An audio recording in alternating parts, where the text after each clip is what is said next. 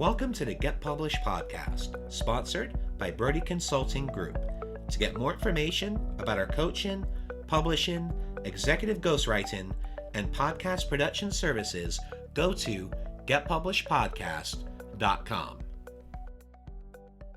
Hello, I am Paul Brodie, and thank you for joining us for another episode of the Get Published podcast, where we help authors get published with a proven system that works. Today, we're being joined by Anita, author of High Profit Secrets. The world's top experts reveal how they are crushing it online, selling their knowledge. Anita, welcome to the show. Thanks, Paul. I'm glad to be here. Well, we are thrilled to have you. Are you ready to begin? Absolutely. All right. Question number one. What is the one piece of advice that you would give to a first-time author who is currently writing their book? I would say define what is your book role or purpose and who is your ideal reader, who you are writing this book for. This is really important. Then have your ideal reader in front of your eyes when writing your book. In this way, you will formulate like conversation through the book. But just don't overthinking. Focus on your message and just go with the flow. And write as you are having conversation with the reader, yeah? And I would also say to stay in the flow, write every day to finish your first draft. Only then, after you finish it, start figuring out the rest. And what do you feel is the hardest part about getting published? I guess it depends where you are on your author journey. For example, when you are a first-time author, I think the hardest part is overcoming overwhelm. When you start exploring what needs to be done, when, and in which order, from creating your first draft to get published, yeah? There are so many bits and pieces in self-publishing puzzle.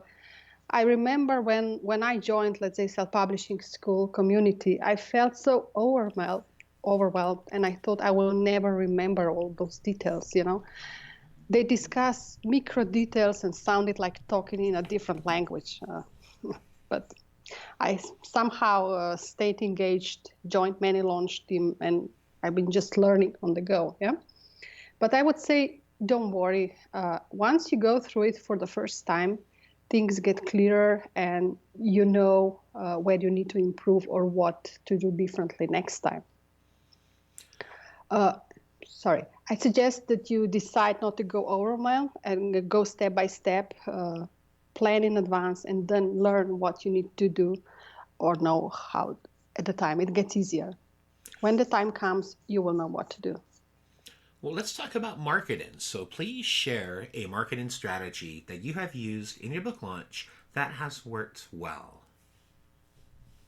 I believe that in order to come up with a great strategy, you must know well the landscape you need to play within and who do you compete with.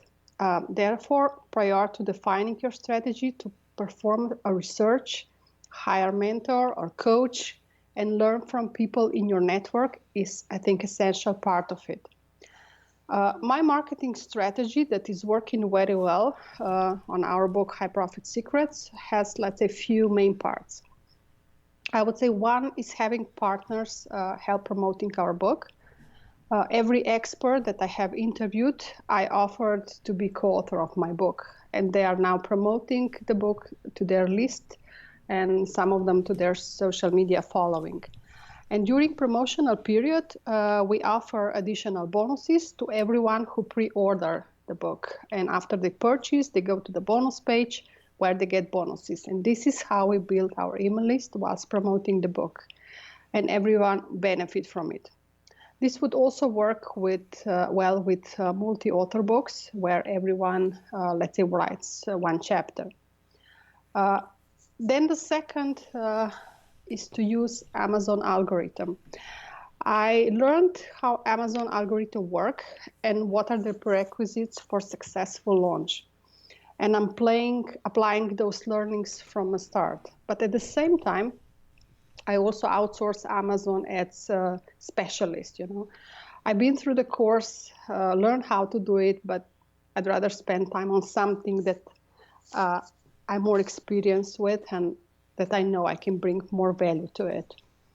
Then the third, I think it's having interviews and mention my books during those interviews, the guest blogging and building relationship with other experts and influencers whilst the book is getting a lot of traction.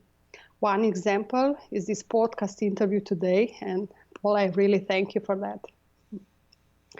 Then another important element, I would say, it's planning an organized launch.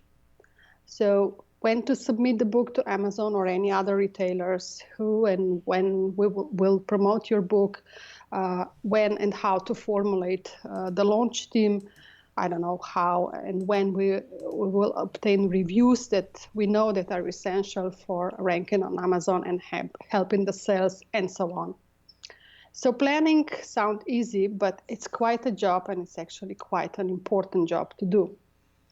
I would say for the last, I cannot say really this is a marketing strategy, but it certainly helped me a lot in making my marketing strategies work. Our High Profit Secrets book became instantly Amazon bestseller in many categories within few days of launching pre-order. And it keeps getting attraction. So I think this is a combination of ongoing reading, learning, working with coaches, mentors, and great tribe at, in my case, in self-publishing school. I think I learned a lot from them. I think everyone needs its own tribe somewhere. Well, speaking of books, I'd like to know what is your favorite book and what was the number one thing that you learned from it? Actually, I read many nonfiction books all the time. There are so many great books out there that it's not really fair to decide and say which one is the best, yeah? Because I think each book serves its purpose. However, there are two books that I would like to point out. One is The Millionaire Messenger, Make a Difference and a Fortune Sharing Your Advice, written by Brendon Burchard. Brandon is claiming that you are here to make a difference in this world, that the best way to do that is to package your knowledge and advice on any topic in any industry to help others succeed. So this book actually inspired me so much that I now took the route and start creating a lifestyle business around my passion for helping people to get paid for what they know.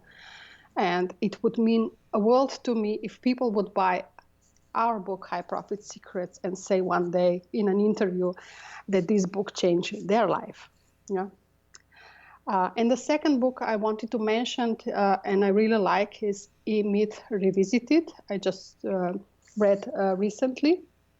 It's written by Michael Gerber. I think this is a great book that every entrepreneur should read. Gerber walks you through the steps in the life of a business, from entrepreneurial infancy through adolescent growing pains to the mature entrepreneurial perspective. But most importantly, he draws the vital distinction between working on your business and working in your business. So this would be it. Excellent. And for our final question, what is your favorite quote and why? Okay. My favorite quote is, all big things have small beginnings. Unfortunately, I don't know who's the author to praise, yeah? Why? We often tend to compare to other established experts and maybe get discouraged to proceed, or we might think we are not good enough, or they will always be better than us.